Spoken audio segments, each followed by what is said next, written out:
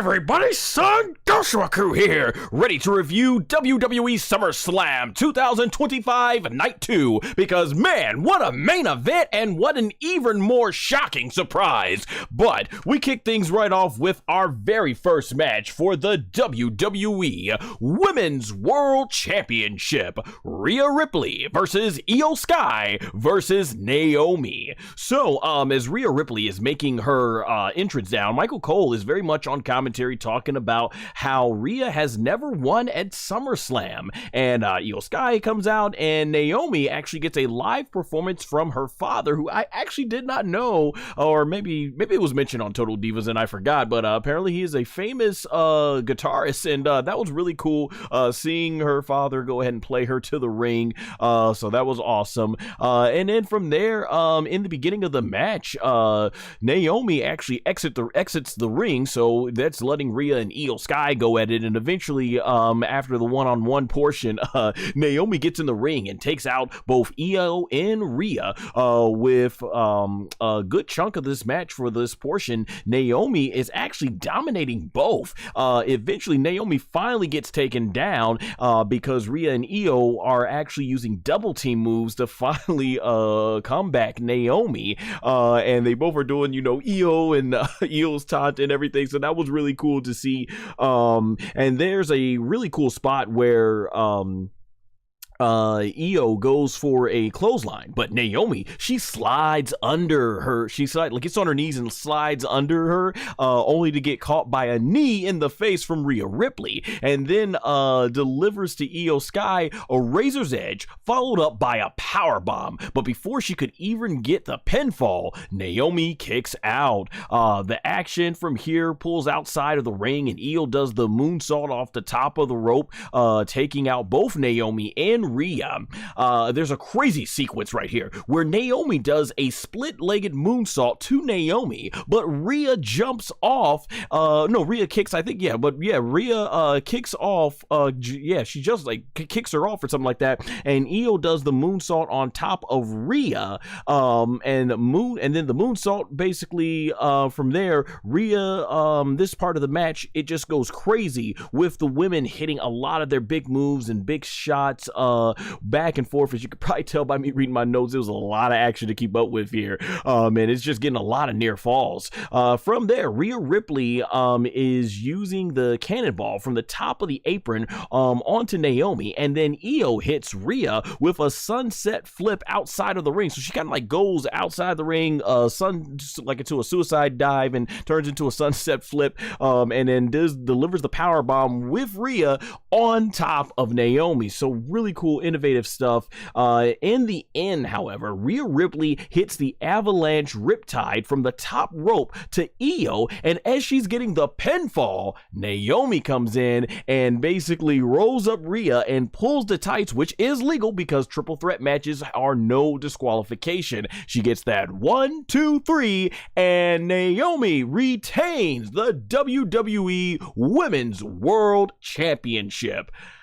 This match was excellent. Man, shoot, when you put Rhea Ripley and Io Sky, magic happens. We saw it at WrestleMania 41 with Bianca Belair. We saw it especially in that Evolution 2 match last month, and you put them in here with Naomi, who is also a talented performer. You just knew it was going to be good magic, and that's exactly what we got. Now, I will say I didn't like this triple threat match as much as I liked the WrestleMania 41 match that Rhea Ripley and Io Sky both had with Bianca Belair, but this was very serviceable. It was an excellent triple threat match. Definitely, it's going to be ranking high on when I rank these matches, and this is a great hot way to start off night 2. These women, I just knew were absolutely going to go out there and kill it, and nothing but good things to say about this match, and I'm glad that Naomi gets the big win, because you just put the title on her, and it'd be ridiculous to take the title off of her. So excellent opening match for sure.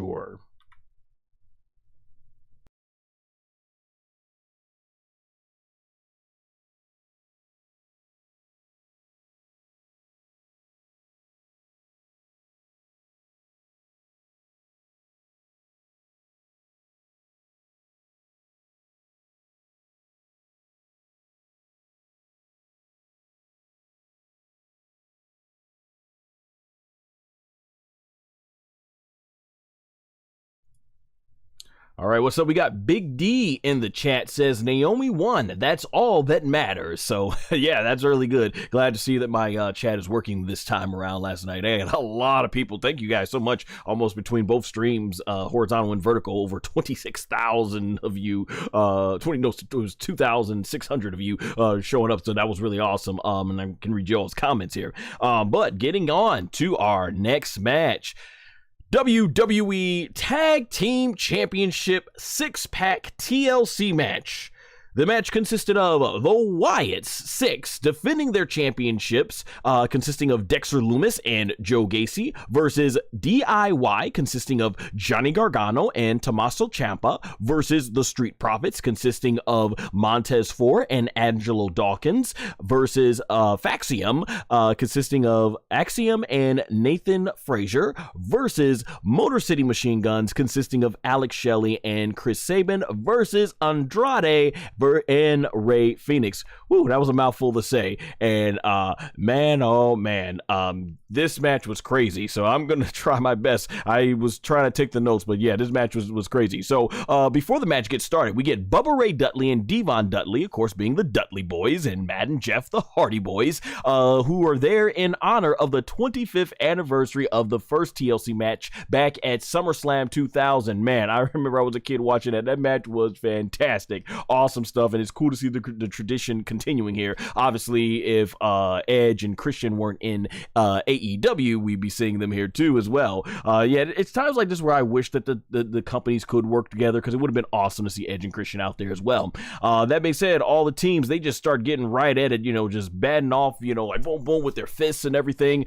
So as far as the highlights, and this is what I was able to get down from my notes, the Street Profits do a double backdrop to Joe Gacy, but miss a ladder that's leaning towards the ropes. And when they realize Joe Gacy missed it, Montez Ford, he's like, oh no, we doing this. So he goes out of the ring, throws Joe Gacy back in there, and they do the double backdrop again. And this time Joe Gacy falls on the ladder, and he's like bouncing off the ladder again, and then finally slides down. Even Wade Barrett on commentary was trying to say, I think it worked out for him in his favor the first time when they missed.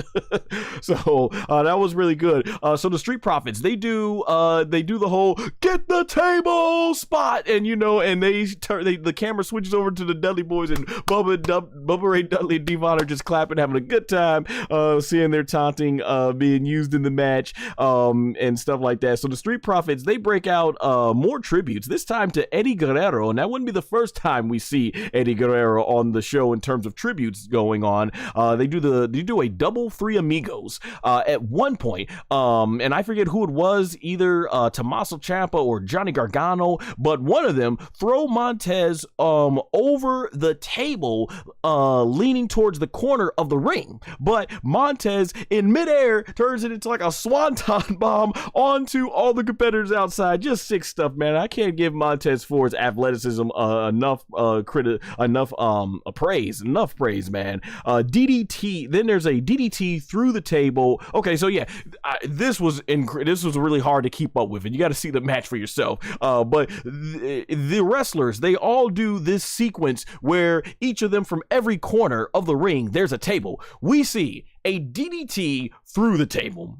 Then we see a leg drop through the table, then a frog splash through the table, and then finally a Spanish fly through the table. The fans were going crazy. I was like, holy crap, like, man, this was insane. Really cool spot just going on right after another. Like, man, that was insane. Then we're getting basically where the women start getting involved, and it's kind of remind me, if you all remember TLC 2 back at WrestleMania 17, you had all the different all the allies, Spike Dudley for the Dudley Boys, Rhino for Edge and Christian, and of course Lita for for the Hardys, and they were all getting involved, and that's kind of what we had here.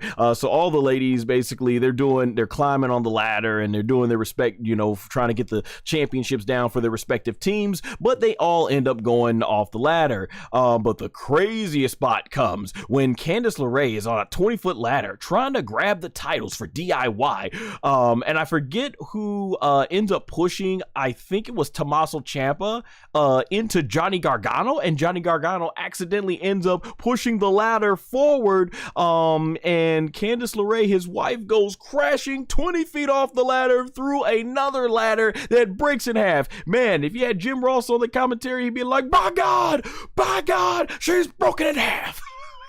Man, fans were going crazy. 6 spot, and Candice LeRae, though I didn't follow her heavily on the independent scene, I have seen highlights, and man, that woman absolutely had some bloody matches and stuff, and she's hardcore like that. So yeah, Candice LeRae very much could take it. So I'm pretty sure she was glad to be able to take that spot in the match. So from here, at one point, the guy with the mask, I think it was, in Faxium, or no, it may have been, was it Nathan Frazier? I forget which one. I'm trying to keep up with all these and remember the team names.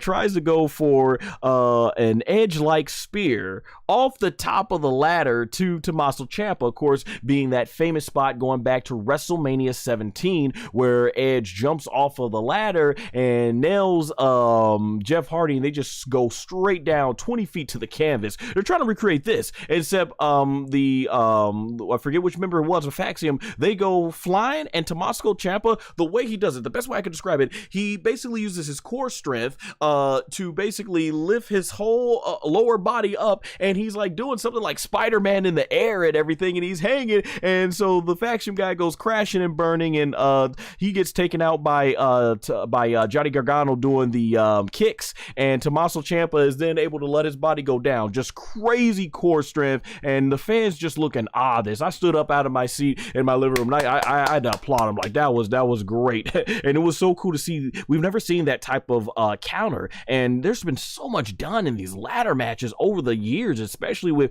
I mean, if you go back 25 years ago, what Edge and Christian and the Dudleys and the Hardys were doing, man, they were really reinventing the ladder match at that point, and we've had so many since then. So much profit, these guys coming up with new innovative spots we've never seen.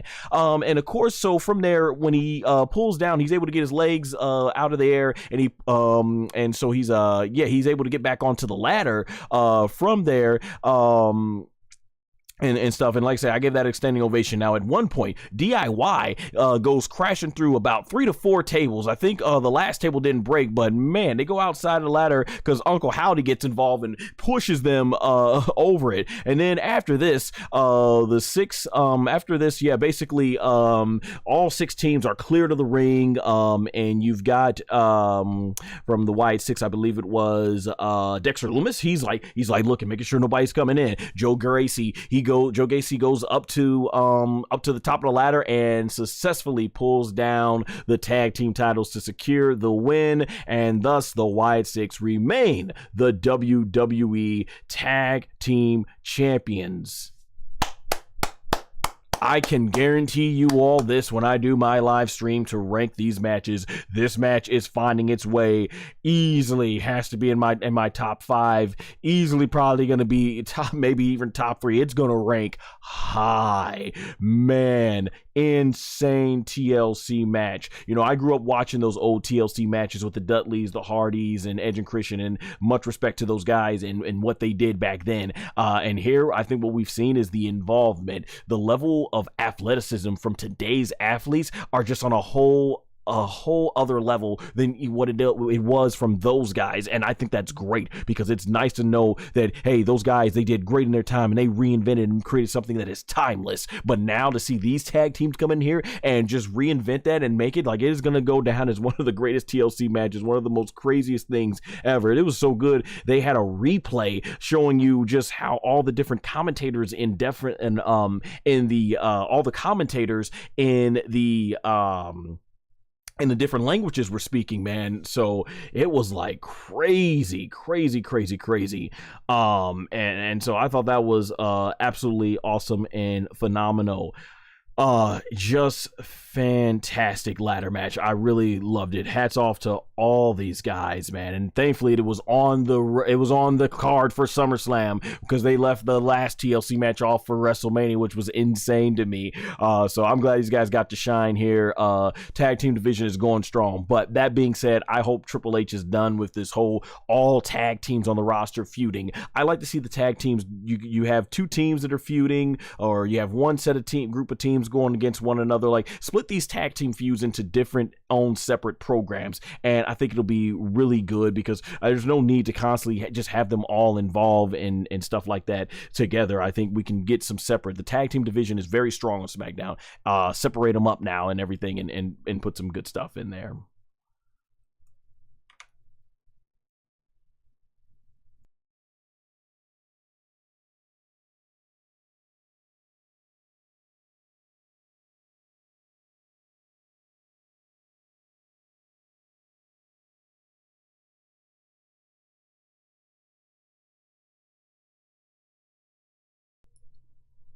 All right, I'm gonna see what's going on in the chat before we get to our next match here. Joe Jose, thanks for dropping by, says, "Man, Brock Lesnar is back. Why that happened? Why?" I'll be talking about that a little bit later. Andrade says, "Gonna back a great storyline." Yeah, there's probably gonna be some great storyline telling here. BD says, "Brock F5 John at 3 SummerSlams. Why not his retirement one also?" Yeah, I'll be mentioning that a little bit later on. Jose says, "Man, I don't know, but Lesnar again." BD says, "Fan favorite." Mark says, thanks for joining, Mark Rain. Says, "Just found your channel and sub. Check mine to wrestling as well, brother." Cool, man. Mark Rain. Here, you know what? Let me copy and paste that on your channel. Yeah, I'll have to check that out. I'll go in the comment section. I got you there. Thanks for subscribing too. Who did you want to win the TLC match? I would have liked to seen Street Profits. It was too soon to take the titles off of them, but if not, I thought I did pick and thought it would be cool to see Andrade and Rey Fenix, because they're just getting some new Rey Fenix. They're getting some big momentum and everything, so that would have been really cool. See, Goob CPV says, "This is probably Brock's retirement match." I don't know. Brock looked pretty good in there. You might have some more, but I'll talk more about that later. Earl, what's up? If you know Johnny Hotbody, he called it that Brock Lesnar, he knew everything. Watch the Chubby Dudley show tomorrow after Raw. Must have been, I'm not familiar with him, but obviously, yeah, if he called it, he called it. Hey, thank you for showing up, Earl. I recognize your name and everything. Good to see you. So yeah, and says, Mark says, Good says, "I make WWE videos too." Awesome. Glad to see other fellow wrestling content creators here. Mark says, "Yes, Andrade and Rey would have been fun, but I'm really waiting for DIY to split and have a fantastic feud down the line. I hope." Very good. Very interesting. All right, we're gonna get back to the review here. Thank you all for keeping engaging in the content here.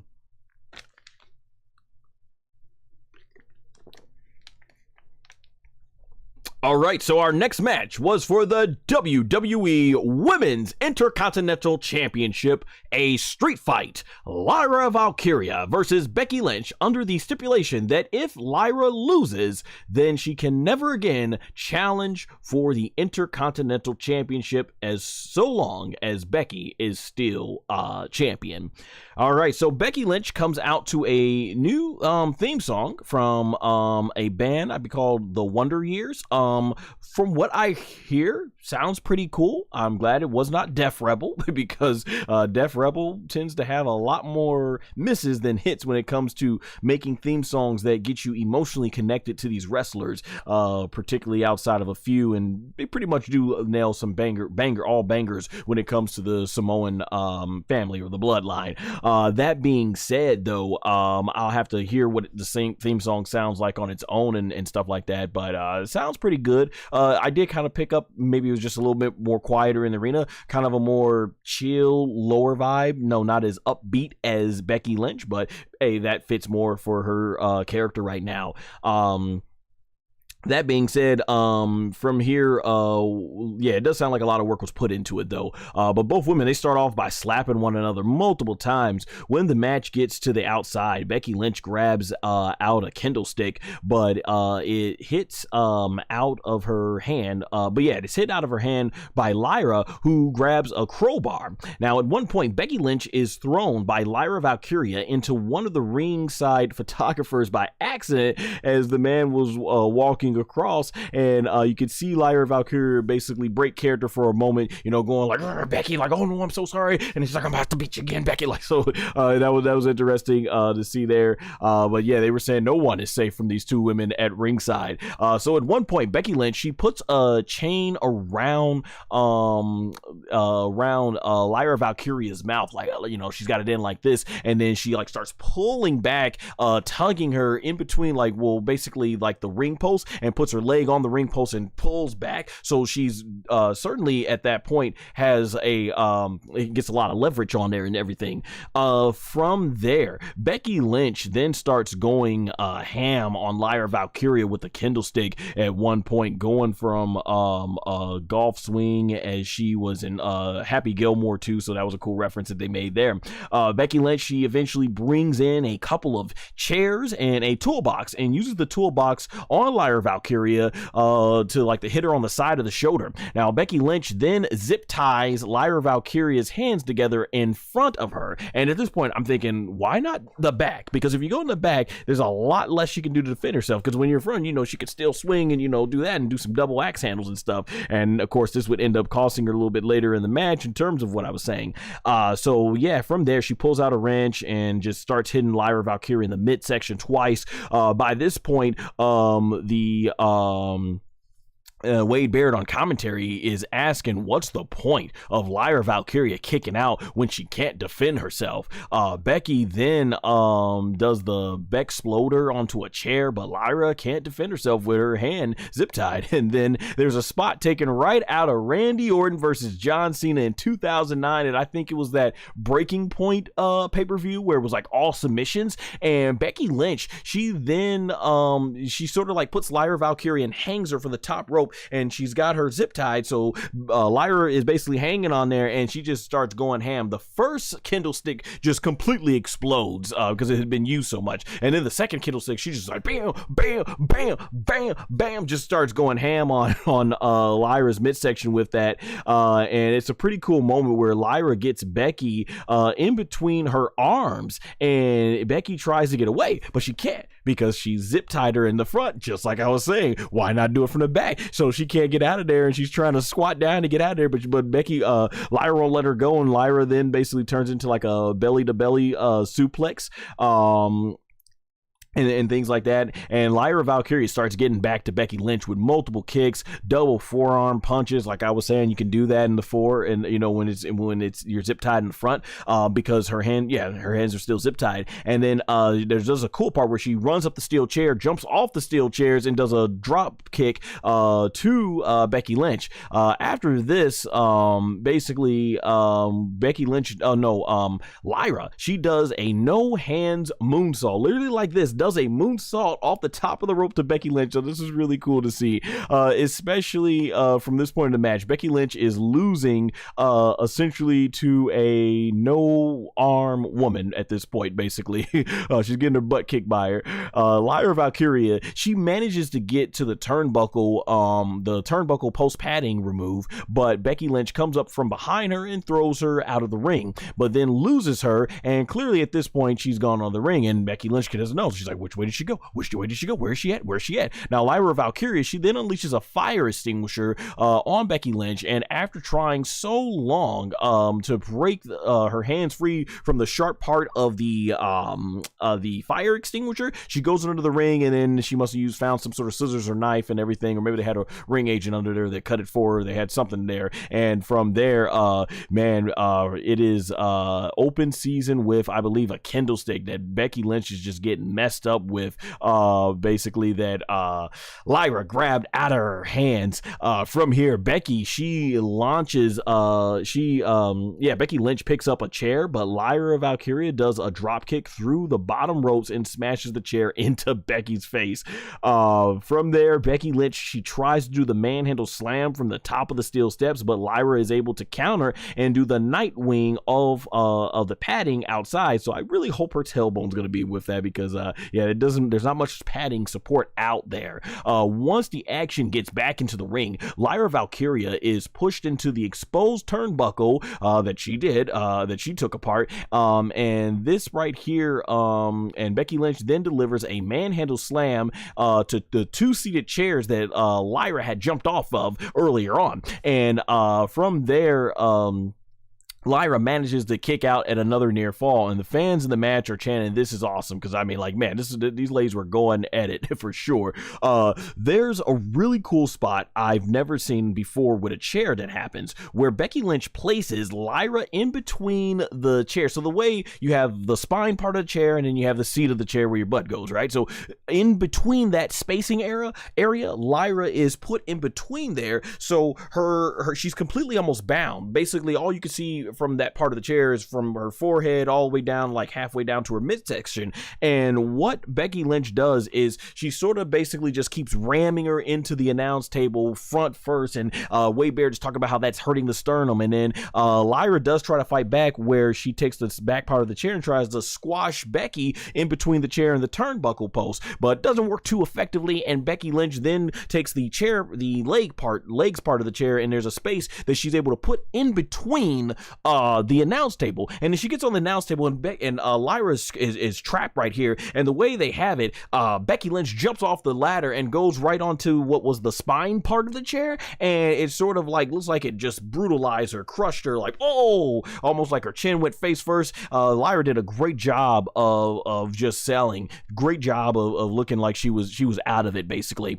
And then from here, Lyra looks like she's about to get finished off with another crowbar by Becky Lynch. But as she goes back, and she's holding it for a while, I'm like, what's going to go on here? What's going on? And what ends up happening is it's Bayley who grabs the crowbar, and from there with the crowbar, Becky, man, from the crowbar, Becky just starts, she's basically doing peer pressure to Bayley, saying, do it, take her out, and Bayley's contemplating, but instead she ends up going against Becky Lynch there, and there's one point she gets Becky Lynch up against the barricade, and so Bayley runs towards there, but Becky's able to get out of the ring, and this sends Bayley flying over the barricade, and there's a really cool spot here where Becky is like on the ground, is on the table resting, and out of frame, out of nowhere, Lyra Valkyria comes into frame with a top rope leg drop that sends Becky crashing through the table. Epic spot, didn't see it coming. Love the way this was shot. This was phenomenal, and stuff like that. So as the action then from there goes back into the ring, it looks like Lyra Valkyria is going to win, but Bayley gets on top of the ropes and swings and with her fists wrapped up in the steel chain, and from there Becky, she gets out of the way, and the steel chain fist that Bayley is now rocking hits Lyra Valkyria, knocking her out, and Becky Lynch is then able to score the 1-2-3 to retain the WWE Intercontinental Women's Championship. Thus, Lyra Valkyria can never again challenge for the Intercontinental title so long as Becky Lynch remains champion. And as the match goes off here, Bayley, it's all thanks to Bayley. Bayley is just looking in disbelief. She's like, oh snap, because she knows she really effed up now, getting involved in this. Granted, if she didn't get involved, Lyra probably would have been done earlier in the match the way the story was playing out. Overall, this was an excellent match. It was, as you could tell by all the notes I was taking in, I was heavily invested in this match. Man, I'm actually thinking I'm going to say it here. I believe out of the 3 women matches that we got, this stole the show, and I have been a huge fan of Becky Lynch and Lyra Valkyria's matches going back to NXT. I think this was their 4th match, and these women have killed it every single time. And I expect this to rank very highly when I rank the matches. I mean, right off the bat, like I said, I thought this was the women's match of the weekend, easily the women's match of the weekend. So hats off to Becky Lynch and Lyra Valkyria for putting on another classic.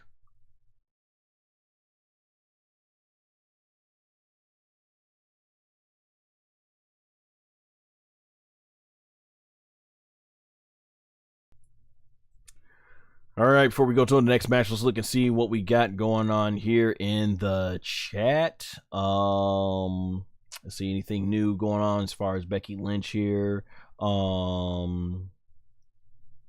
Let's see anything new. Let's see, who do you think John Cena's retirement match is going to be against? Probably Gunther, I imagine. Goob says also Becky's song isn't bad, but it's definitely a downgrade in my opinion. Becky's Lynch's theme does get you really hyped up. It does, so yeah, that's why I say I gotta listen to it before I see if maybe it grows on me. I didn't like Bayley's theme song at first when she switched over to in 2019 went heel, but it grew on me, and so yeah, I even like her Def Rebel theme too. So then let's see from here what do we have. The crowd, you see, Goob says the crowd sucked besides the main event for both nights, I think. The Becky, so he wasn't a fan of the crowd and everything and stuff there. The Becky, Tony, thank you for joining, says the Becky match was a bathroom break for me, low key, probably the worst match of the night, to be honest. Wow, okay. So Tony definitely feels, he says, in my opinion, he feels the opposite of how I felt about this match, because I thought this was the best women's match of the show and everything. But hey, fair play, man. That just goes to show we all, the wrestling fans, are different. Different strokes for different folks, like to say, and everything, and stuff. Let's see. Ermi, I think is how you say the name. Thanks for joining the chat. Says Cody is www is all. Oh, I think is what you're saying. Says yes, Becky. So okay, was happy to see Becky win. Yes, it's so hated, and this match was crazy. Yeah, I agree. I mean, this match was crazy. These women were definitely going all out. Marcerial says WWE said hi. Thank God Brock is back. I'm right. He's glad to see. He said hi, and then War Rads, that's the one that said, thank God Brock is back. He says he never did anything wrong. I can't wait to watch him on Monday. So Wall Rads is very glad to see Brock Lesnar back.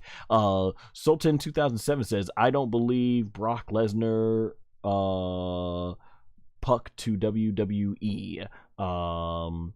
Al says Brock is back. Bleach fan 2.0. Becky rules. So yeah, he's very glad to see Becky rules. And Al says I like Alexa Bliss. Alexa Bliss is awesome, and I've had a lot of praise for her and Charlotte Flair last night for sure. All right, thank you all. Thank you for staying engaging in the chat.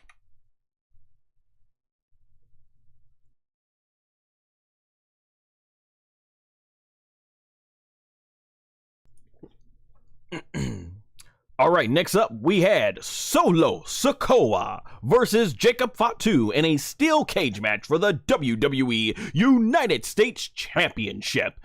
So the story was like this, the MFTs kept getting involved with Jacob Fatu, and they kept doing all these 3 to 4 beat downs, 3 to 4 men beating down one guy.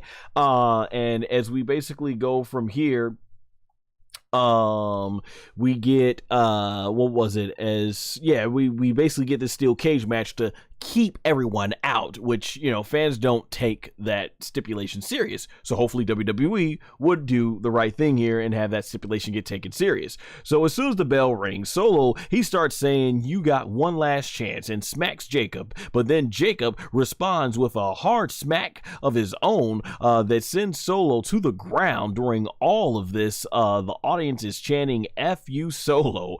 So Solo eventually delivers the backdrop to Jacob Fatu, and his body is grinding down the steel cage, and Solo then starts mocking the tribute dance that he does, to was it the boogeyman and stuff. If you go, by the way, if y'all have never seen Jacob Fatu just basically completely fanboying out over meeting the boogeyman backstage, it's so wholesome. Check it out, it's really good stuff. From there, Solo then is taking it to Jacob Fatu, constantly trash talking, saying, "Look at you, stupid now! Look at you, you're stupid now!" and all that stuff. Solo, he takes his sweet time taunting and trash talking, and he had the ability to walk out the cage a couple of times here, but he eventually ends up costing himself when Jacob is able to when he goes for the Samoan spike, and Jacob's able to use all that extra recovery time by dodging it, and he's able to clothesline, taking both competitors down. During the middle of the match, Jacob Fatu is sending Solo into several sides of the steel cage, like boom, boom, boom, boom, and then from there, Solo eventually he throws Jacob into the steel cage, and Jacob's like, nah, and he's all basically no selling it and everything, and so Jacob Fatu from there he delivers the moonsault on top of Solo, but Solo kicks out, and I think he did like 2 of them, and the commentators are mentioning that's the first time anyone's ever kicked out of the moonsault from Jacob Fatu. Then we get to the shenanigans. They begin where the MFTs, they come down for Solo, but Jimmy Uso comes out to aid Jacob, giving them super kicks to was it Tamaloa and JC Mateo, and Jimmy Uso was then wiped out with a big boot and thrown into the side, and make sure I got his name right, because I want to make sure I'm saying his name right. I think I am. Let me make sure I got it right here. Yeah, Tala. Is it Tala Tonga? Okay, got it. Make sure I'm saying it right. Tala Tonga. Okay, got it. So yeah, getting back here into the action, yeah, Tala Tonga. I'm still trying to remember these new names, so I know they had changed it. They had changed them recently, and so from there, Tala Tonga. At one point, the staircase door is open, but he ends up doing a big boot that lays out Jimmy Uso, and then from at one point, the staircase door is open, where the steel cage door near the stairs is open, but Jacob, he tells the referee, he says, "What the hell are you doing? It's all gas, no goddamn brakes with it, you know what I mean?" And shuts the door. So that was pretty cool. I love Jacob Fatu, the way he talks trash and stuff, and even from there, Solo, he gets the upper hand on Jacob, basically from there, and still kicks out, and Jacob Fatu still kicks out. And then after that, the other MFTs start interfering, and Jacob takes most of them out until Talatonga takes handcuffs and handcuffs Jacob Fatu's wrist to the top of the cage. And what's a real Punk move storyline wise, before Solo can escape out of the cage door, Jacob, a Punk move is that Solo's trying to get out the cage. Now Jacob, in the background, we see he's able to break off the handcuffs, and he quickly goes ahead and pulls Jacob in there, and from here, Solo's just not even trying to fight Jacob. He's desperate. He just lunges forward, just trying to get out of that, out of the ring, from there, and Jacob even kicks the steel cage into JC Mateo's face. Unfortunately, in the end here, Solo is trying to desperately get out the cage, and I think it was Talatonga, Tonga. Oh my gosh, I'm getting all tongue twisted with these names. Forgive me for that. He comes and swings the door right into Jacob Fatu's face and pulls Solo out so that he retains the WWE United States Championship. If there are people out there that wonder why professional wrestling fans, particularly especially here in WWE, don't take the steel cage stipulations of the purpose of just keeping out outside interference seriously, what did this match do? Honestly, I thought this was the weakest match of night 2, and I can be honest that it is going to be. I love Solo Sikoa and Jacob Fatu's performance. There's nothing against them as performers, but the way this whole match was structured, the story of the match, it just contradicted the whole thing. The whole purpose was putting the cage there to keep the MFTs out, and they got involved anyway and ultimately helped Jacob win. It felt like a waste of time. Why? What was the purpose? What was the purpose of doing this? Like, come on, like what was here? Like, were we gonna? You might as well just made it a handicap match. So it's like, I can't believe. Like, yeah, this was one of the things where I was kind of down on this show. This kind of brought the show down for me, unfortunately, this match. And then even after the match, they do this thing where Jimmy Uso takes out the rest of the MFTs, and Jacob Fatu goes all the way to the top of the cage to do a moonsault on top of them. And so that's where we get the really cool steel cage spot. And it's like, where was that in the match? That should have been a part of the match. But they wanted to keep the keep the title, the U.S. title, on Solo without making Jacob look weak, and that was their way of doing it. This was not it for me. It was not it for me. The cage match, I felt there wasn't anything that really stood out too much steel cage match wise, and it just contradicted the whole reason behind this. Like, why is there no stipulation put in place where Nick Aldis is like, listen, if they even think of so much coming down there and trying to climb up that cage, you automatically disqualify yourself and will lose the U.S. title. Then they wouldn't have been so quick to interfere. But when you say we're just going to cage, what's stopping them from climbing in there? So yeah, this match didn't do it for me, unfortunately, and it was great because we were starting off really hot for SummerSlam, but this kind of brought the mood down as far as it. Let me see what the chat thought about this match here. What we got here? See, AL wants Braun Strowman brought back. Vidal says, hi, hey, thanks for joining the stream. Bleach Fan 2.0 says, Solo kicking out of 2 moonsaults was bad ASS. That was a cool moment for him. And as I said, the first part of this match was good. It was going to be one-on-one, then you got the shenanigans. AL says, Wyatt 6 is good. I like them. Heather, thank you for joining, says, hello. Yeah, thank you for joining the chat. Bleach Fan 2.0 says, I like Jacob Fatu for what he was. Jacob Fatu is awesome. Heather says, they should have kept his name Hikuleo. Yeah, it's much easier for me to remember that, honestly. Bleach Fan 2.0 is Tama Tonga Tonga Loa and Tala Tonga Tala. What a tongue twister. But thank you for helping out there in the chat. Tonga. Yeah, Tala Tonga.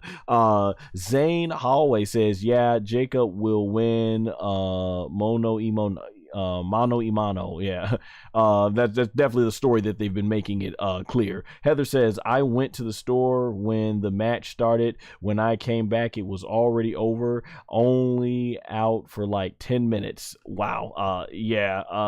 Honestly, like I said, this is kind of one of the weaker matches I thought on the card and everything. It didn't do it for me. Let's see who we got here. Malaysia joined.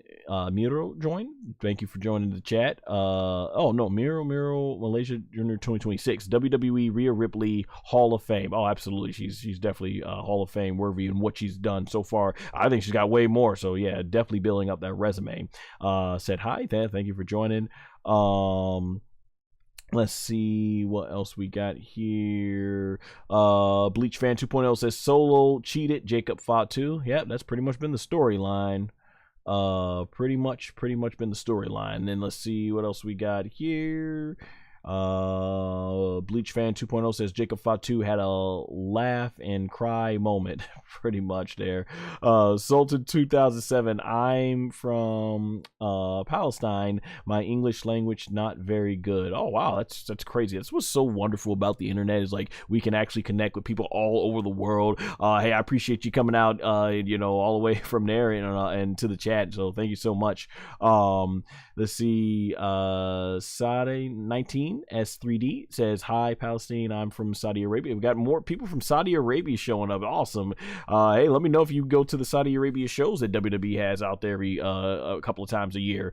And says, my English is so bad, but okay. Hey, I appreciate y'all showing love from another side of the world and coming out here. That's what it's about. All of us in the world coming together to enjoy this passion and love that we have for pro wrestling. So thank you for showing up tonight. I really appreciate that.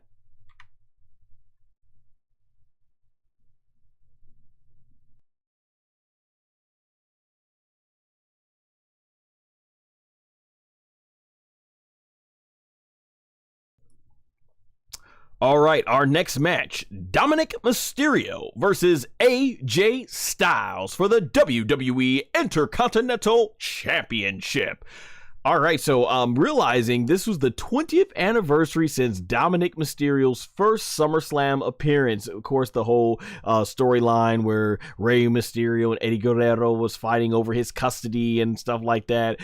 Crazy, wacky storyline, but match-wise, Rey and Eddie absolutely put on a banger that night. Phenomenal storytelling in that match. So AJ Styles, he comes out in a lowrider in gear, very much inspired by Eddie Guerrero. So as I mentioned earlier, the Eddie Guerrero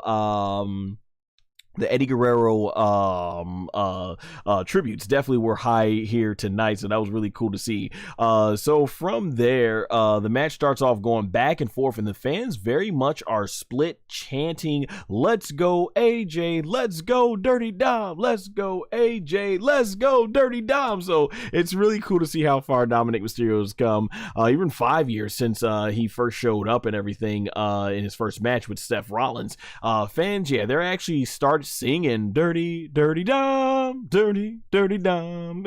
And he goes for a 619, nails it on AJ Styles, but then as he goes for a frog splash, AJ counters into a calf crusher, and at one point the ring turnbuckle post is taken off, and these guys continue a lot of their tributes to Eddie Guerrero as Dominic Mysterio takes a chair while the referee's back is turned because he's trying to fix the turnbuckle post, and he hits the canvas and throws it over to AJ Styles, and AJ Styles like, oh crap, I know this trick. So what he does is he falls to the ground and puts it towards his puts it over his neck, and he just starts selling and starts like shaking his foot and everything. So the referee, he turns around, he's like, I don't know who to believe here, and he doesn't disqualify him, which is good because that could have really backfired in AJ's case, because if it's disqualified, he doesn't win the Intercontinental title. So that was a really cool, clever spot. The audience, they continue to be very hot for this match with split reactions of AJ Styles, Dirty Dom, AJ Styles, Dirty Dom. In the end of the match, at the end of the match, AJ Styles manages to get the calf crusher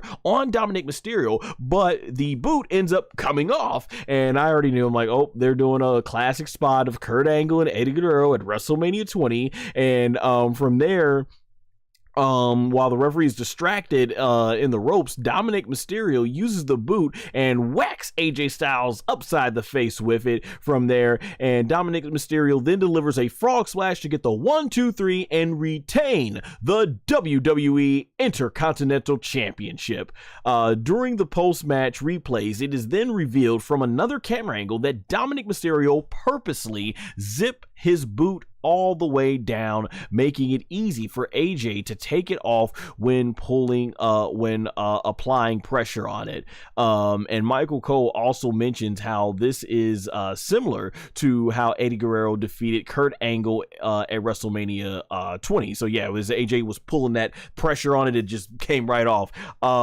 Essentially, I put in my notes, this match was one big giant love letter to longtime Eddie Guerrero fans, and just overall tribute to Eddie Guerrero. Rest in peace. It was great. I actually enjoyed this match that AJ Styles had with Dominic Mysterio more than the match he had with Logan Paul at WrestleMania 41. So this was really good. I enjoyed it. It was a great, I thought the storyline was fun, had its funny moments, and overall really good match. And unlike Solo Sikoa, Dominic Mysterio, though he cheats, he still gets it done by himself and everything. So, you know, different story there, but I think think that creates legitimacy in terms of Dominic Mysterio when fans look at the two characters in the storyline and stuff like that. He didn't need the Judgment Day to come out and help him and everything. So that was very interesting. From there, actually, we get Stephanie McMahon mentions that the attendance is 60,000 plus, and so there are more people that showed up for night 2 than night 1. Shout out to my boy Rob Fury, who's out there. He showed up, I know, for night 2. And they say like both nights had an attendance, total attendance of 113,722 fans. Now, of course, a lot of those fans were people who attended both nights, so they're just doubling it up to make it seem the bigger, as it's the biggest SummerSlam, which Triple H, who was in the show earlier, mentioned that. So yeah, we had all that going there.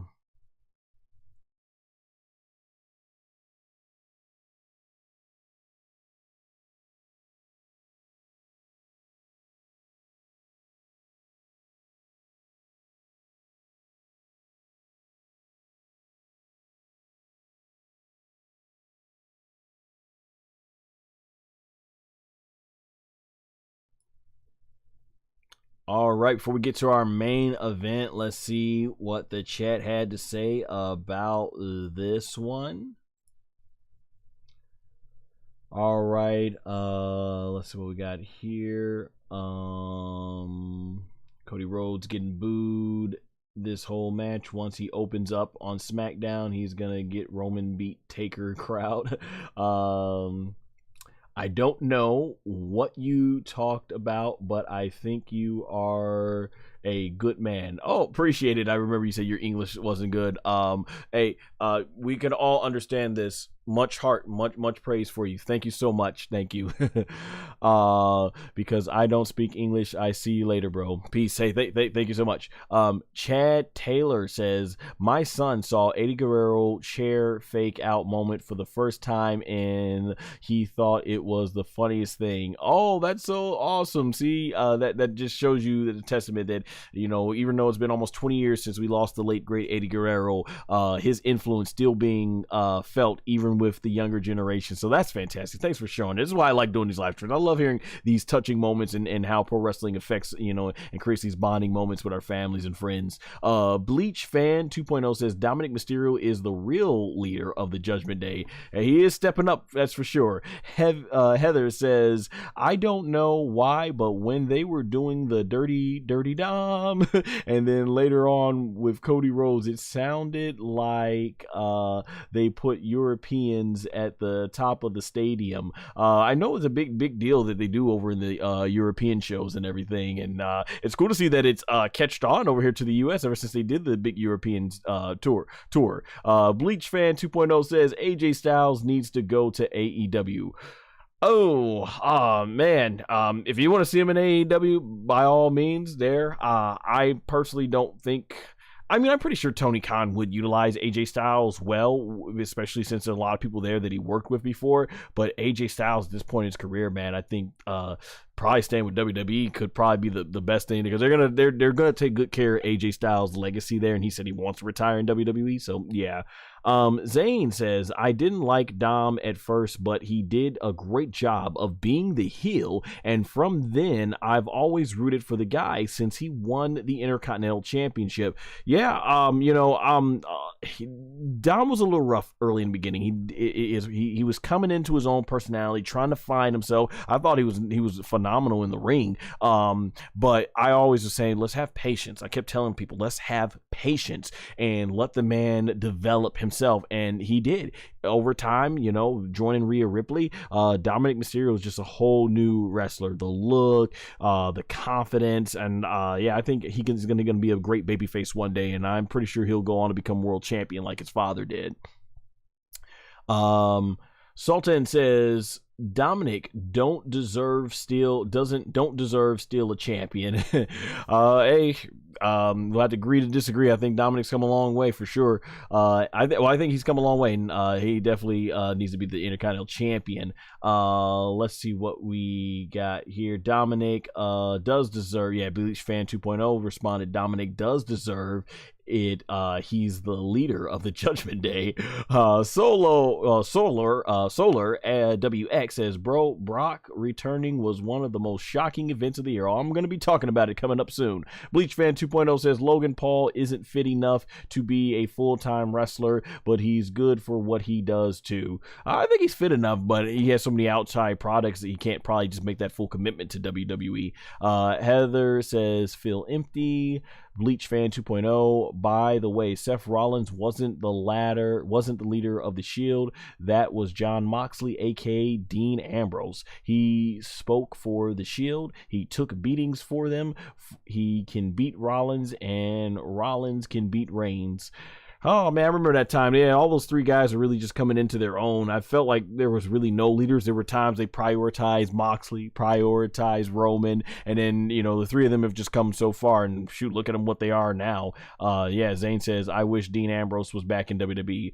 Yeah, I don't know if that's ever going to happen, but I think he will one day. Solar, at least for a Hall of Fame induction. Solar WX says, I feel that eventually Moxley will return to WWE and probably side with Roman. Yeah, maybe we'll get a one last run. We'll see for sure on that one.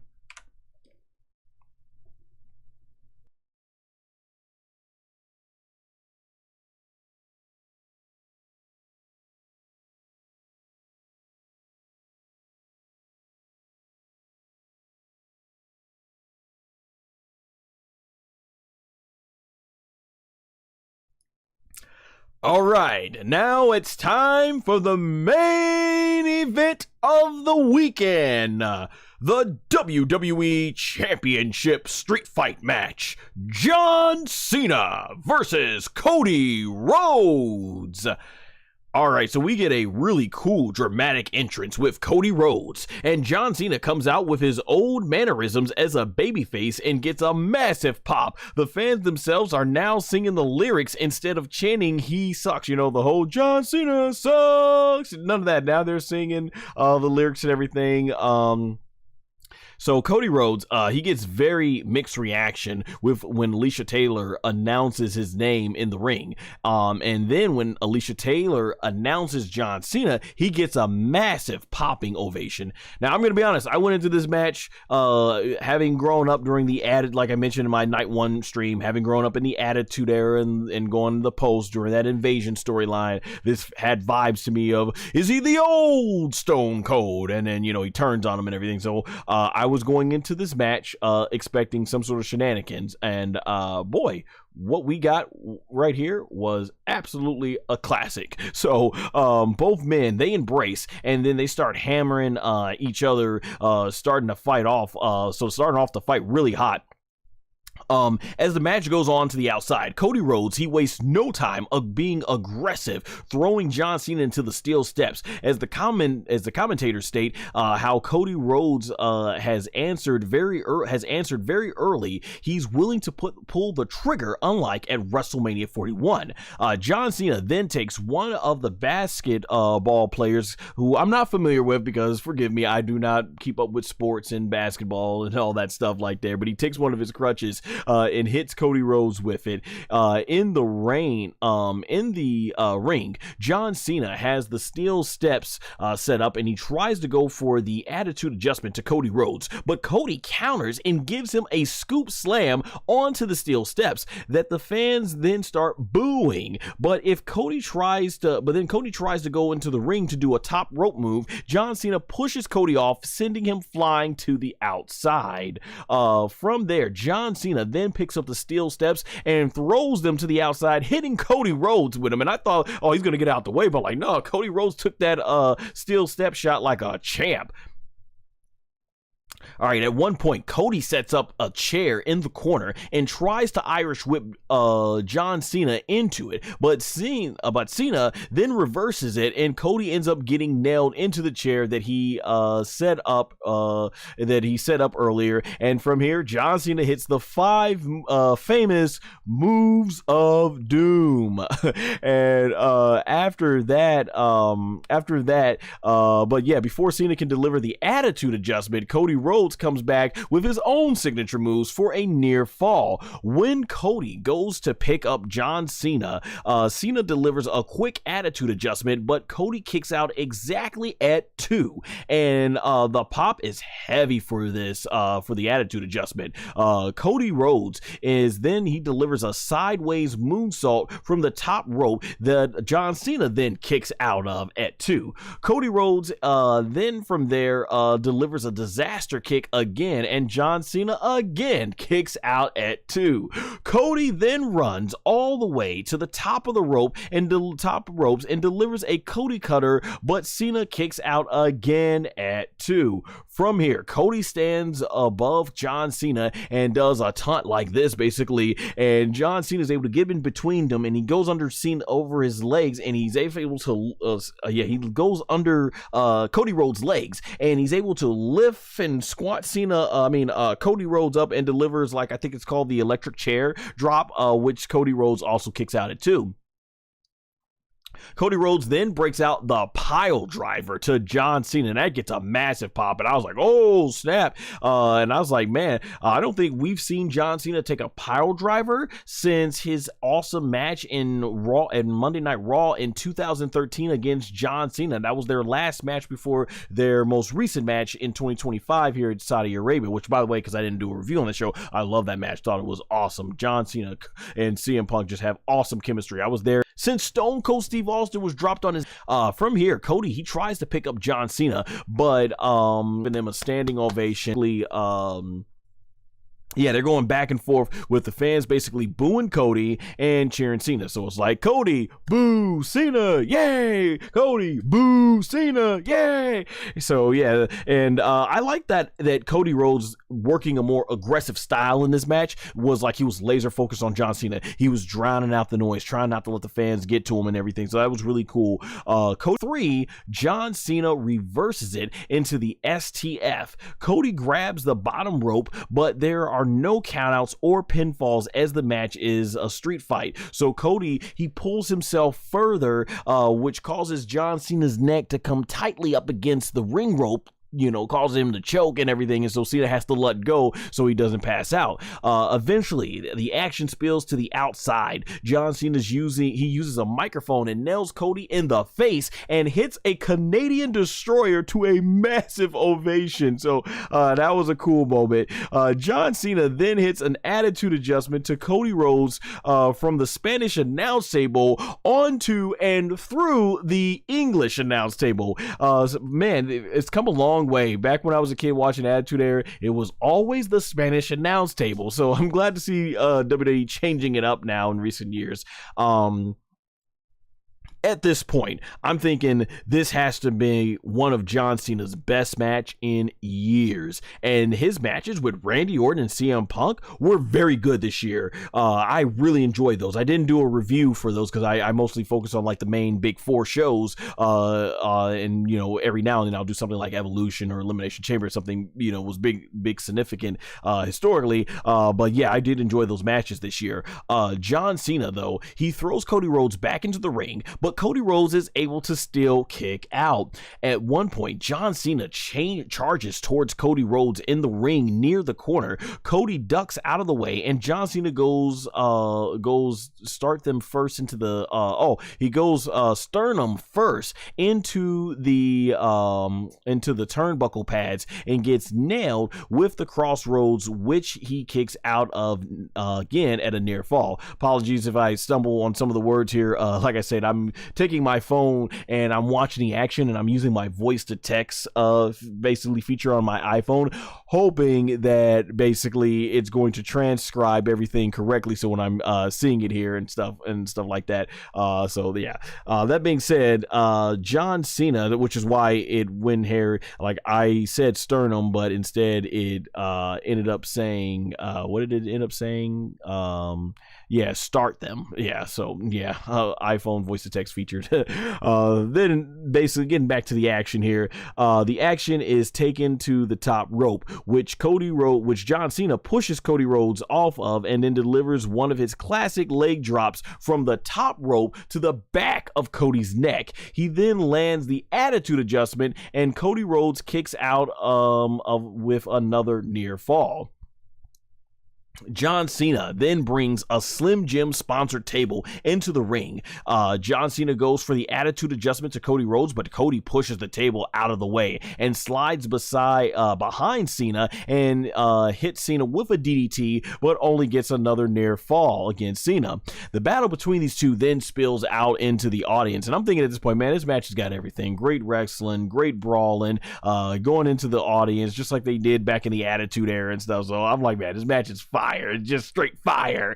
Eventually, Cody Rhodes, he delivers a suplex to John Cena on a metal guardrail. The action then ends up going under the curtain of where the stage is, and we don't know what's going on. And John Cena does this, with Cody Rhodes on his shoulder, does this dramatic rise up, because it's the platform that Cody Rhodes rised up from, and John Cena's got this look, and it just looks hilarious with the dramatic lighting, and they got smoke coming out of it. He then delivers the attitude adjustment right to the stage ramp.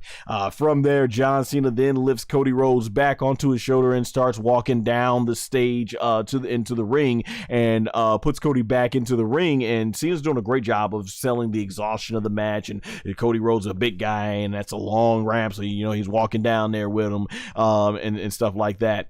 And from there, as Cena gets back into the ring, Cody pops up and throws Cena right through the Slim Jim sponsored table, and then he hits the crossroads, but only gets another near fall. From there, John Cena throws Cody Rhodes out of the ring, but Cody Rhodes takes a steel chair and smashes it into John Cena's face.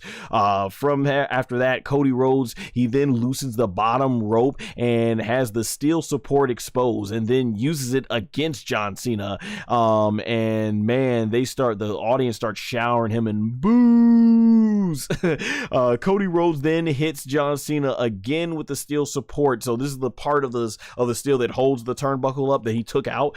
And from there, Wade Barrett on commentary has said, you gotta block out all this noise, do it, because Cody Rhodes starting to get conflicted again. Should he do this against John Cena? But he's staying with it. But eventually John Cena is able to pop up and John Cena doesn't pop up. He does a drop toe hold, I believe it is, and transitions into the STF and grabs the bottom rope to try and choke Cody Rhodes out with it. So this is similar back to his match with Umaga at Royal Rumble 2007, where he had that, he did like the STF with the ring ropes and everything and choking him out with it. So that was a great callback to that match. From there, Cody Rhodes transitions out of it and wraps the rope around Cena's neck, turning into sort of like a headlock or anaconda vice type of maneuver. From here, John Cena gets free and goes for the attitude adjustment, but Cody Rhodes is able to turn it into 3 consecutive crossroads to score only a near massive fall, and that gets a huge ovation for the audience, because so many times in big matches, that's usually what gets the job done. So I thought that was a fantastic near fall, because I was like, okay, he's probably losing at that point. Like, okay. From there, fans at this point start chanting Super Cena, Super Cena, Super Cena, which, man, for years that was the meme on the internet. Having grown up during John Cena's whole big baby face run in the 2000s to the early 2010s, that was the big complaint on the internet. People would call him Super Cena, and we've come to a point now where the fans love him so much that they're now chanting Super Cena, when that was the big issue with a lot of the stuff that was going on with John Cena. in terms of the way he was booked back then. From here, Cody Rhodes, he tries to hit John Cena with the championship. Unlike WrestleMania, he tries to hit John Cena with the championship, unlike WrestleMania 41. But John Cena hits him with 2 back-to-back attitude adjustments and picks up the championship, but throws it down saying, nah, he's not going to win that way. He says, nope, he's not going to go back to what he's been doing the last several months or most of this year. From there, he then gets Cody Rhodes up on top of the rope, and he does the super attitude adjustment from the top rope. But Cody Rhodes kicks out with another massive near fall, and this gets another massive ovation from the audience, and the fans at this point are chanting, "This is awesome," which I gotta be honest, it is. This match was definitely awesome. So I really love this spot, and here's what I really liked about this spot, because you've had Cody Rhodes do multiple versions of his move and make it like his finish. John Cena kicks out, then John Cena does multiple versions of his moves, and these are big spots that have ended big matches for them before, and Cody and Cena both kicked out, and I'm thinking like, this was great. This was a great suspense match. It definitely had me on the edge of the seat, because I'm like, okay, how's this gonna end? This is phenomenal. And so from here, John Cena then introduces into the ring another Slim Jim sponsored table, with chants of "Let's go Cena, Cena sucks" starts breaking out, with the table set up. John Cena then puts Cody Rhodes back onto the top of the rope and tries to go for another avalanche attitude adjustment or super attitude adjustment. Cody then reverses with a Cody cutter from the top rope, sending both of them crashing through the table. After that, John Cena then crashes into the top rope, and Cody Rhodes gives him a not the top rope.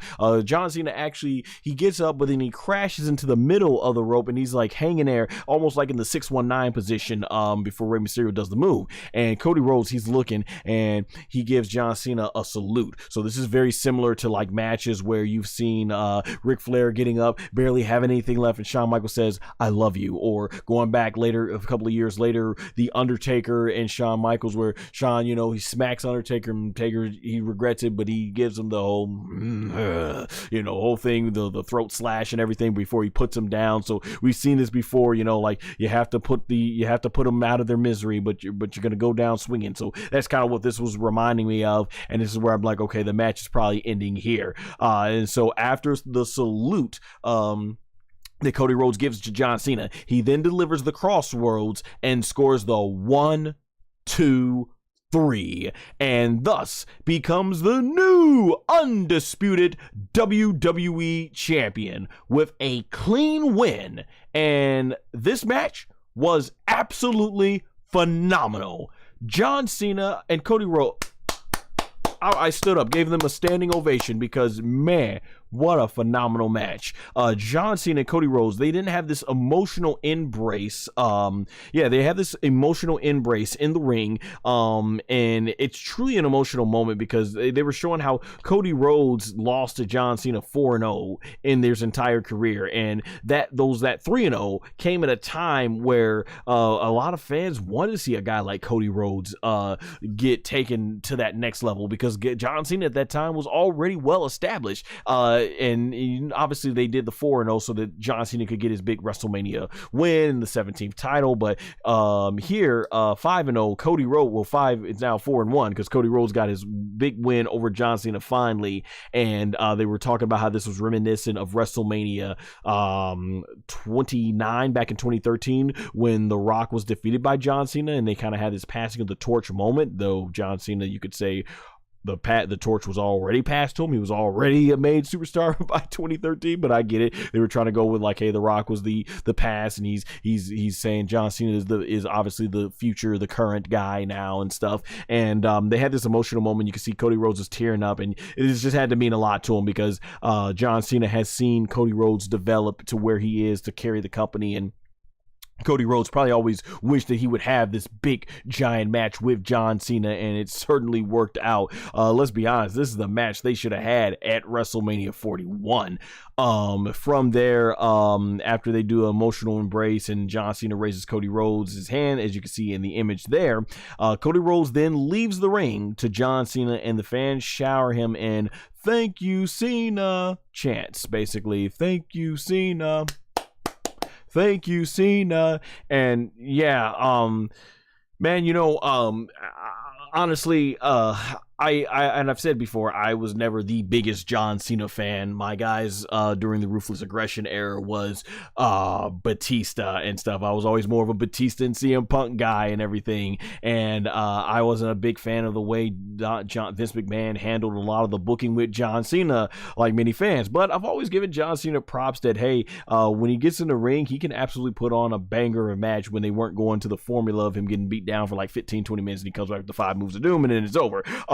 John Cena, at this stage of his career, at his age, on his A game, this was as close to a classic John Cena match that I think we've seen in years. Probably the best John Cena match since, I want to say, probably since Royal Rumble 2017, when he defeated AJ Styles to get his 16th world title. That was a phenomenal match. He was in there with a phenomenal opponent, AJ Styles, and that's not to even take away. I felt John Cena Royal Rumble, I was there in person, was fun this year. I thought John Cena's match, his Extreme Rules performance, not Extreme Rules, his Elimination Chamber performance was great. Match with Cody was okay, but his matches with Randy Orton and CM Punk, great stuff. I love that and everything.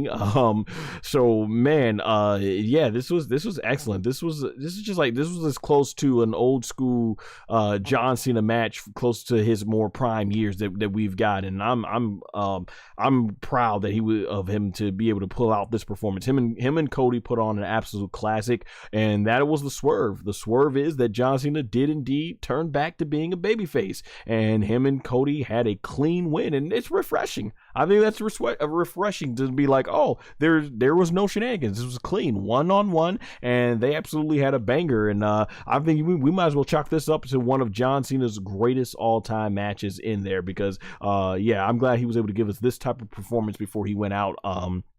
So yeah, like I said, I was never the biggest John Cena fan, but I do believe in giving respect where respect's due, and both these men earned the WWE Universe's respect greatly in this match. So I thought that was absolutely phenomenal.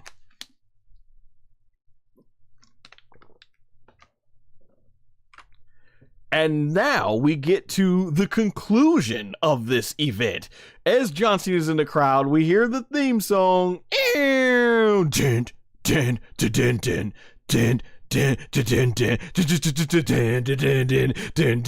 Audience goes completely unglued after 2 years, and I was there for Brock Lesnar's last WWE match against Cody Rhodes back there at Royal Rumble, no, not Royal Rumble, SummerSlam 2023. So Brock Lesnar comes out sporting a full beard and longer hair, and man, this was crazy because I legitimately did not expect this.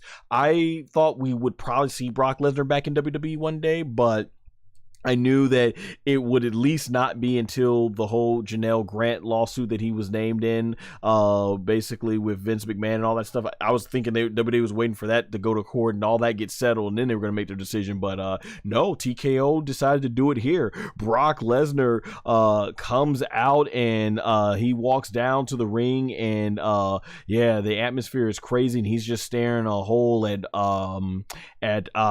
John Cena. Of course, they're talking about the history there, and so he takes off his vest, takes off his hat, and runs right into the ring. And John Cena, he tries to swing on Brock. Brock quickly dodges, and I gotta admit, I think Brock, man, like, he's in his late 40s now. Brock's a lot closer to 50 now. Looks still in phenomenal shape, still moves phenomenally, man. So Brock Lesnar gets in there, and he hits the attitude adjustment, the F5 on John Cena, lays him out, and I guess Brock Lesnar just had had to get one last beatdown in John Cena at SummerSlam. Of course, 10 years ago, he started the whole Suplex City and annihilated John Cena in that match. And it looked like the way this show ended off, they are teasing Brock Lesnar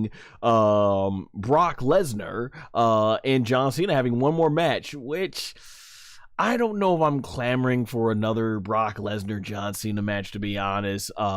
Their match at Backlash 2003 was good, so we have at least seen a heel Cena versus a babyface Brock Lesnar. We've seen that dynamic before. I was there in person in 2012. Was it Extreme Rules in 2012 at the Allstate Arena when Brock Lesnar beat the bloody crap out of John Cena, only for Cena to get the win back, and then obviously he got tormented by him by Suplex City 10 years ago at SummerSlam 2000. Was it 2015.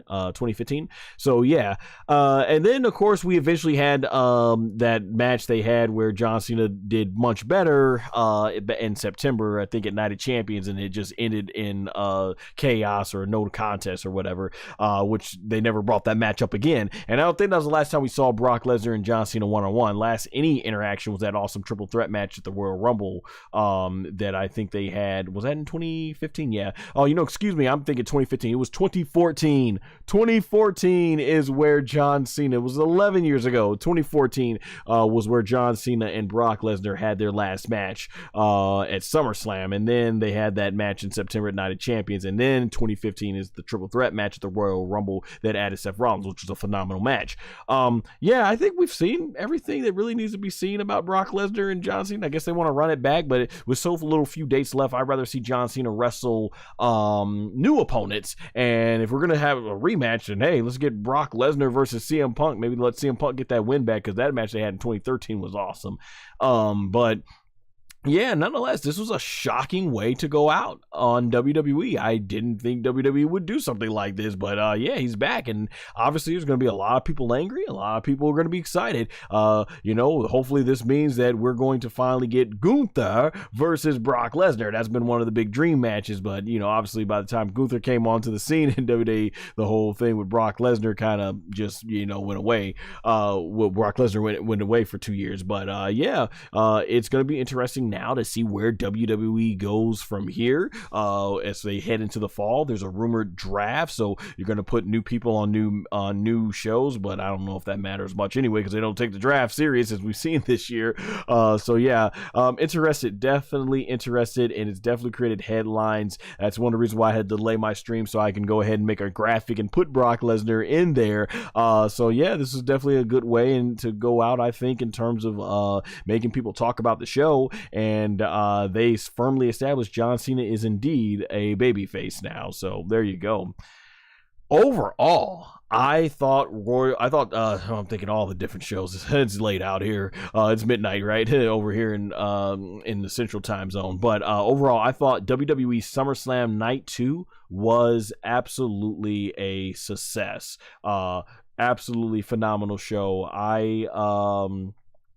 Overall, thought it was better than Night 1. Night 1 was good, but Night 2 was that much better. And just fusing both shows together for an overall weekend event, I give SummerSlam, double thumbs up this year.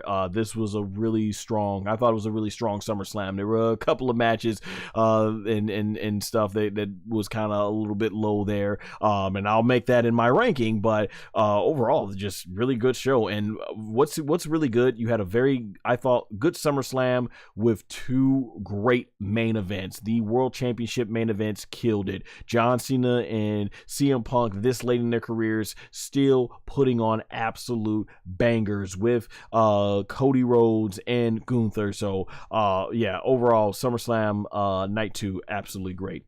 And now we're going to head over to the chat and read everyone's comments before we get on out of here.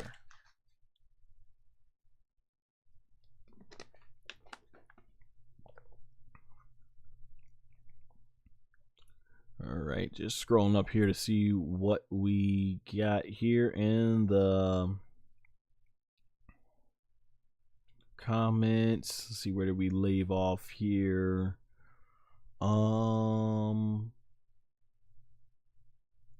Oh, okay, so Bleach Fan 2.0, he's healthy. He's the healthiest one out of the Shield too. Seth Rollins' leg is finished, and Roman Reigns is disease ridden. I would say Seth Rollins' leg has held up. They made a storyline out of it. But yeah, Seth Rollins definitely had some leg injuries. Roman Reigns, obviously, you know, he has the whole leukemia and everything, but he's been holding up very well. So, you know, I don't think Roman Reigns, you know, these are things that could greatly impact Roman Reigns. It seems like he's done a good job with it being in remission over the last 6 years, and hopefully he can stay that way, you know. So I definitely pulling for Roman Reigns to stay as healthy as long as possible for the sake of his family. You know, he's got a lot of kids. Sultan 2007 says the blood in the Gunther match, face or false, fake, not real. Solar says this main event, that was definitely a blade job. That's why he went under the ring and he was cutting himself. That, or they used the blood capsule and he put it all over his head, but the way it was coming down, I think he was blading himself.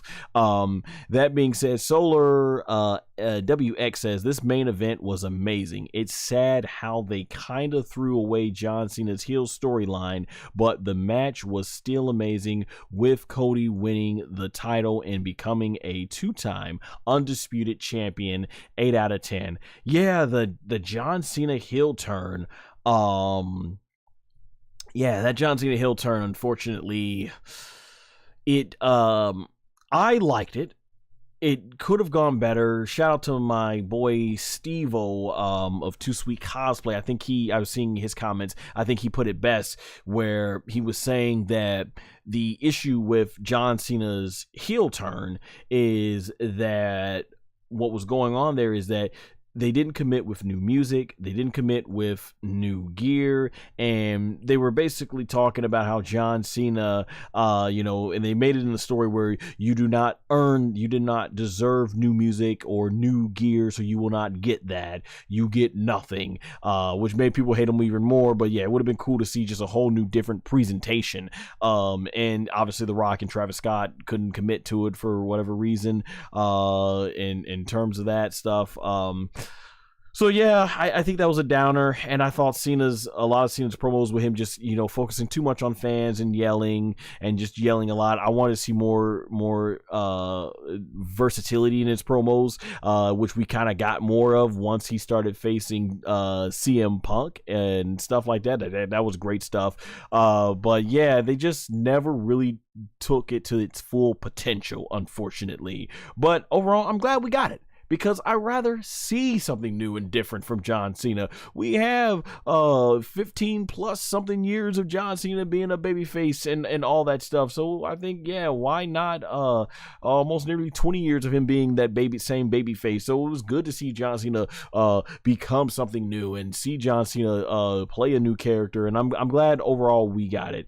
It's not something that I think, as a fan, I regret seeing WWE do. I'm glad that they decided to give us something different in Cena's last run, and we could say, hey, we got it. The way they even went about it, though, going back to babyface, I thought they would have done a big storyline of John Cena going, you know, really building that trust up again, but they just like, let's just get it out, one promo, call it one and done, and the fans are still cheering. They were cheering them anyway for most of it, so there you go. And with Cena having very limited dates left now for the last 4 months, it makes sense, just go with it, just embrace him being a face, and at least we could say he got it. So it won't go down as epic as the Hollywood Hulk Hogan and the Tribal Chief Roman Reigns heel turns, but overall I'm glad that we at least can say we got it. We got it out of our system that we wanted to see the heel Cena for so long. And then let's see, Bleach Fan 2.0 says he bladed and used a blood capsule. Yeah, that's what I was figuring. He used one of the two. And he also says, bro, Cody survived 8 attitude adjustments. Wow, was it 8? Yeah, man, it was pretty crazy there. But hey, if you're gonna have someone do that many kickouts of the attitude adjustment, Cody Rhodes is the guy. That's who you do it with. You have Cody Rhodes be the guy. Let's see what we got here. Next, he says John Cena survived 2 Crossroads and Crossroad Trinity. Yes, he did. Solar WX says the Brock Lesnar return was honestly one of the loudest pops ever, rivaling CM Punk's return from Survivor Series 2023. Yeah, I mean, when I was at my couch, I was like, oh snap! So I gotta go back and just listen to it and everything. But yeah, it sounded like it was massive from what I could hear and from seeing the fans. And I was there at Allstate Arena in at Survivor Series 2023. Like I said, I was at the 2011 Money in the Bank, and that was a huge pop when CM Punk won. It was like up here, but then when it came to his return pop, it was like through the roof. And man, like that pop was huge. It was just thunderous, louding, sustained reaction. I've never been a part of something like that. I've been to quite a few WWE events from 2007 and now, so man, and which includes all the big four shows and everything. So yeah. Miller 773 says yeet. Zone says love Cena, but I think it's Cody's time. I really hope it will be Cody versus Rollins for both titles in the future. I think we can, the thing I do like about having two world titles is it gives opportunities. Like, you think they would have had Jey Uso become world champion if Cody Rhodes and with like the focus being on Cody Rhodes and John Cena? Yeah, I don't think so. So overall, I think I would like them to keep the titles separate. We probably will get another Cody Rollins match, and I can see one day Cody will put Rollins over, since Rollins put him over 3 consecutive times. Bleach Fan 2.0 says kids don't realize before we had Gunther, before we had Fatu, we had Brock Lesnar. I mean, unless you're a very, very young kid, I mean, who just got in WWE over the last 2 years or year and a half, then yeah, I would say new kids that just got into WWE, they probably don't realize. But most of the kids who have been watching the last decade, they know what the beast Brock Lesnar is all about and everything. So you got to be a really, really young kid that just started, I would say. But yeah, Brock Lesnar, one of the he definitely as a beast paved the way for those guys for sure. Bleach Fan 2.0 says when Cena he says this match made up for WrestleMania 41. Absolutely, man. This SummerSlam match between Cody Rhodes and John Cena took their WrestleMania 41 match and basically they wiped their butt with it and threw it in the trash and said the toilet was not even worthy or whatever or something like that. That's the best way I can put it, man. Because wow, just wow. Yeah, this match blew it out of the way. I mean, it was a much more faster paced match, certainly. From there, what do we got here? What else does he say? Made up for the WrestleMania 41 match. Sultan 2007 says, I wish Brock Lesnar challenged Jacob. We will see the best match in the year 2025. Well, yeah, now that Brock Lesnar is back, I can absolutely see Braun Breaker and Jacob Fatu going against Brock Lesnar and him like helping put those guys over as the next monsters of WWE. So certainly that is a match that I think we will be getting in the future here. Bleach Fan 2.0 says when Cena kicked out of that Crossroads Trinity that made him tougher than Reigns. Did Reigns not kick out of that? So yeah, but hey, if you're gonna do that, if you're gonna do that, I mean, I guess. You're saying, yeah, Cena kicked out of it because I guess Roman never kicked out of it. So, yeah, nice attention to detail. But, yeah, Cody Rhodes, they got to present him as the beast because he's the guy now. He's the face of the company and everything. So, yeah, Cena did seem like he was a lot more resilient than even Roman at their WrestleMania 40 match there in that standpoint. Bleach Fan 2.0 also says sometimes you got to put the old man down. Yeah, that's what it seemed like when he did the salute and everything. Sultan 2007 says, what's next to Roman Reigns and Cody? I think Roman eventually is going to have a showdown with Seth Rollins, and I hope to see that he gets an eventual showdown with what was it with CM Punk and Roman Reigns is definitely, I think, a must do match for WWE. As far as Cody continuing to be the face of the company, we'll see where he goes here on SmackDown as far as who he works with next. I think eventually we're going to get that Randy Orton. They're going to circle back to him and Randy Orton. I think Randy Orton will probably go heel and end up taking on Cody Rhodes. Hey, we can get another Drew McIntyre versus Cody Rhodes match. I don't think they've done that one with them one-on-one yet.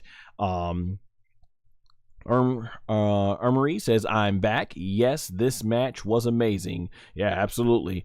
Solar says, amazing match for sure.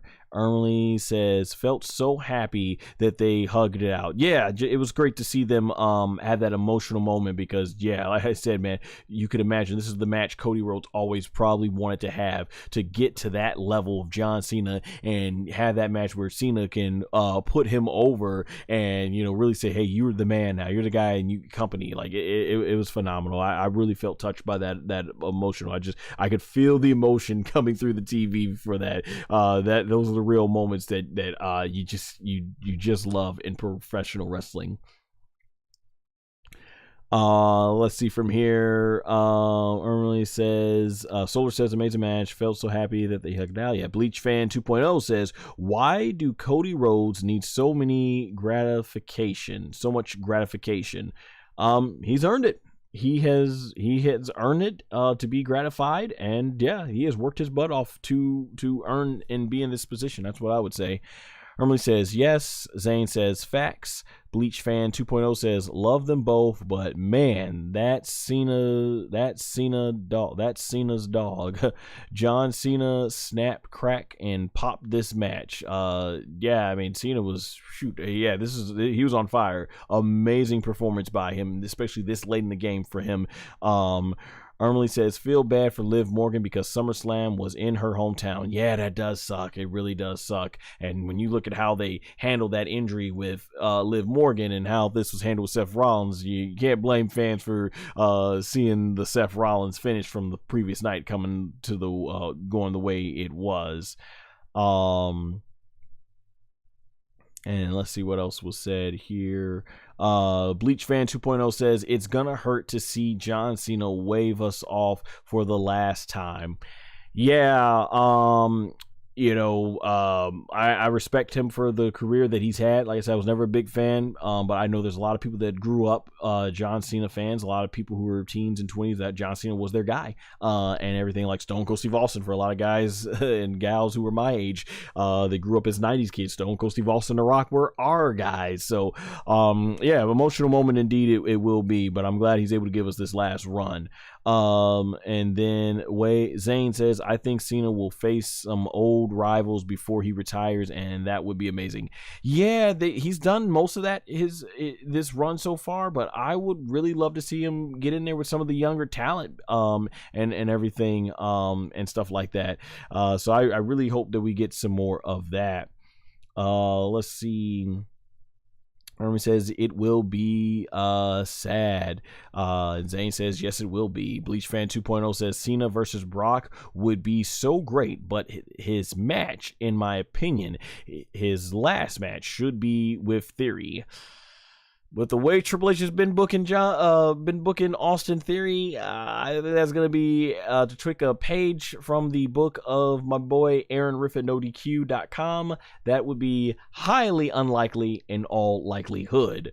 Early says, yeah, Brock needs to cut it. Solar says, hypothetically, what if Kurt Angle had one more match? I don't know if he could, but if he did, I think him going out against Cena would be cool. That match that he should have got at WrestleMania, that would be cool. If not, maybe go against Chad Gable or Grande Americano. El Grande Americano. Yeah. Zane said, I'm thinking his last fight is Cena versus Rock. I don't know if The Rock's coming back to do third in a lifetime. Honestly, I'd rather see the Roman and Rock match and call it a day if that's it for The Rock's career. Bleach Fan 2.0 says Dustin Rose. F The Rock. Storyline wise, pretty sure yes. But I know in real life, rest in peace to the late great Dusty Rhodes. He loved The Rock. Early says that would be an amazing match since it's 2025 now. Bleach Fan 2.0 says the ruthless aggression era is slowly leaving out the door. Yeah, it's been 20 years, so it's about that time where you're not gonna have too many of those guys around now. Most of those guys that were in their 20s back then are in their 40s, coming up on their 50s. So yeah, Randy Orton is sort of the last of the Mohegans and stuff. Ermley says time flies. Yes, indeed it does. Zane says Gunther and Brock would be amazing. Yeah, that has been a long time dream match. So definitely that would be amazing to see. Ermley says yes, it would. Bleach Fan 2.0 says Gunther lost too much of his aura. They definitely got to build Gunther up because he has taken some big losses. And there you go. But hey, both Brock and Gunther has lost to Cody Rhodes. So there you go. So we'll see how that goes there. Let's see here. Bleach 2.0. Oh, Ermley says yes, it was very surprising. Zane says yes. Bleach Fan 2.0 says AEW Forbidden Door might not supersede SummerSlam.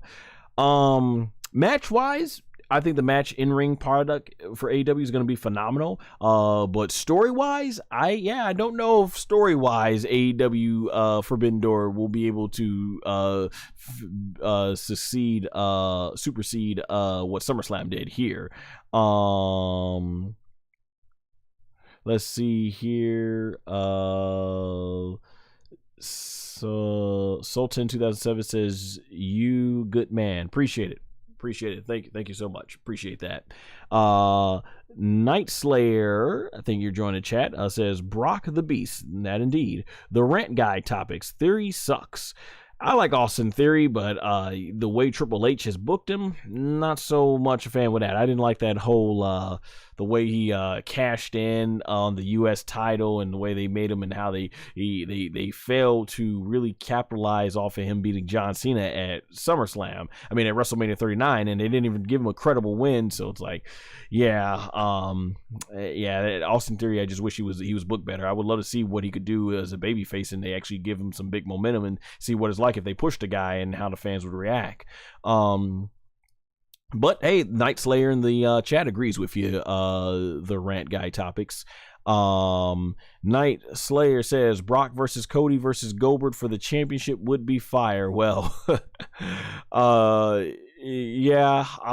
have been a good match, but Goldberg is done now. So, and I think the way he went out against Gunther is about as good of a Goldberg match you could possibly get at 58 years old, which I had a lot of praise for that. If you all want to see my thoughts on that, check out my video where I did, I said thank you to Goldberg as I look back on his career and stuff, and I talked about that match in there. That being said, let's see how the stream did tonight. So horizontal, 38 views. Thank you all very much. Wow, 1,205 views overall in the vertical version of the stream. So I really appreciate that. That's awesome. Thank you guys there for that one. That's awesome. And stuff like that. So yeah, definitely thank you all so much for coming out and just engaging in the chat and stuff. And Night Slayer says was mad when that happened. So I guess you were mad when Goldberg lost to Gunther is what you're saying, I guess. But hey, Goldberg at this point has nothing really left to prove. He made his mark. He's gonna go down as one of the biggest stars the business has ever seen because of that Monday Night War period. So him using that star power to help put over Gunther, great way to go out, I think, I would say. That being said, you all, thank you so much for engaging in the chat. I will be back with ranking the WWE SummerSlam 2025 matches of both night 1 and 2, and you can click for more of my content there on the screen, and make sure to follow me on the social media platforms, all in as well as follow my affiliate links, all in the description and pinned comment below. That being said, thank you all so much, and